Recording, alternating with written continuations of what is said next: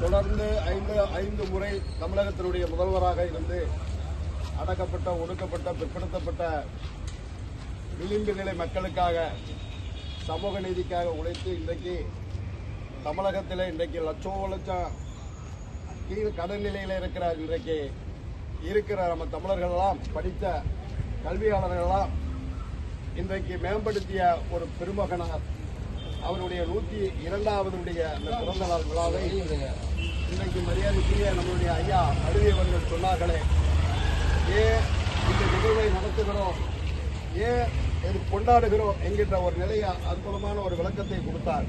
இந்த நாட்டுக்கு உழைத்தவர்களெல்லாம் போற்றப்படுகின்ற நிலையை அவர்கள் தோன்றிய அந்த நாளை நாம் கொண்டாடவில்லை என்றால் நான் தமிழ்நாட்டுக்கு, தமிழர்களுக்கு செய்ய வேண்டிய ஒரு பெரிய ஒரு துரோகமாக ஆகிவிடும்.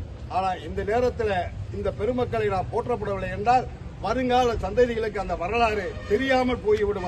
அந்த அடிப்படையில் இன்றைக்கு இந்த நுகர்வோர் வாணிபக் கழகம் இன்றைக்கு பல ஆயிரம் பேர் இன்றைக்கு தமிழ்நாட்டில் பணியாற்றுகிறார் என்றால், அன்றைக்கு உணவு துறையவே இரண்டாக பிரித்து அதை தனியாக தமிழ்நாடு நுகர்வோர் வாணிபக் கழகம் என்று 1975வது ஆண்டு மரியாதைக்குரிய முத்தமிழறிஞர் கலைஞர் அவர்கள் அந்த திட்டத்தை தொடங்கி வைத்தார்கள். அதன் மூலமாக பல ஆயிரக்கணக்கான பணியாளர்கள், அரசு அலுவலர்கள் இன்றைக்கு பணியாற்றுகிறார்.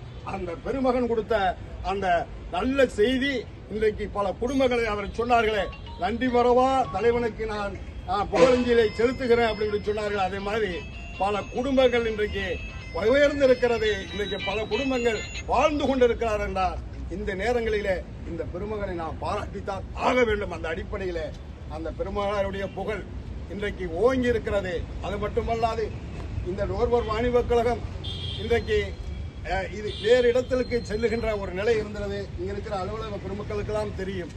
அதை நாம் மதுரை மாவட்டத்தில் இந்த நுகர்வோர் வாணிபக் கழகம் முத்தமிழ் அறிஞர் கலைஞர் அவர்கள் தொடங்கிய இந்த திட்டத்தை மதுரை மாவட்டத்தில் இதில் பணியாற்றுகிற பல ஆயிரக்கணக்கான பணியாளருடைய குடும்பம் வீதியில் நின்றுவிடும். அதனால அதை தடுத்து நிறுத்துகிற போராளியாக இருந்து நான் தடுத்திருக்கிறேன் என்பதை இந்த நேரத்தில் அவருடைய நினைவு அந்த பிறந்த நாளில் நான் உங்களுக்கெல்லாம் சொல்லிக்கொள்ள கடமைப்பட்டிருக்கிறேன். பட்ஜெட் அறிக்கையில் கூட இதை மரியாதைக்குரிய நம்மளுடைய சபாநாயகர் அப்பாவு அவர்களும், நேரு அவர்களும், நம்மளுடைய துறை சார்ந்த ஒரு 30 IAS அதிகாரிகள் இருக்கின்ற பொழுது இந்த உணவுக் கழகத்தை, இந்த நுகர்வோர் வாணிபக் கழகத்தை பல ஆயிரக்கணக்கான பணியாளர்கள் பணியாற்றுகிறார். இதை தனியார் ஒரு அமைப்புக்கு, மத்திய சர்க்காருக்கு கொடுத்துவிடக் கூடாது. இதனால பல குடும்பங்கள் கரிய நிலையில வந்துவிடும் அப்படின்னு அதை தடுத்து இந்த பட்ஜெட் அறிக்கையில மதுரையை எங்கு வழங்கக்கூடாது என்று அதை தடுத்து நிறுத்துகிற அந்த போராட்டத்தில் நான் முதன்மையாக இருந்து இந்த மதுரை மாவட்டத்தை காப்பாற்றிருக்கிறேன். அந்த அடிப்படையில் இந்த பெருமகனாருடைய புகழும், அவருடைய தியாகமும், அவர் ஆற்றிய தொண்டும் இந்த நாட்டில் உயர்ந்து ஒழிக்கப்பட வேண்டும். அவர் போற்றப்பட வேண்டும். அவர் வரலாறு அடுத்த சந்ததிகளும் தொடர்ந்து பேசுவார்கள். அந்த அவருடைய வரலாறு நீடிக்கும் என்பதை நிலத்தில் கேட்டு அந்த பெருமகனாருக்கு புகழஞ்சலியையும் பிறந்த நாளையும் தெரிவித்து விடைபெறுகிறேன். வணக்கம்.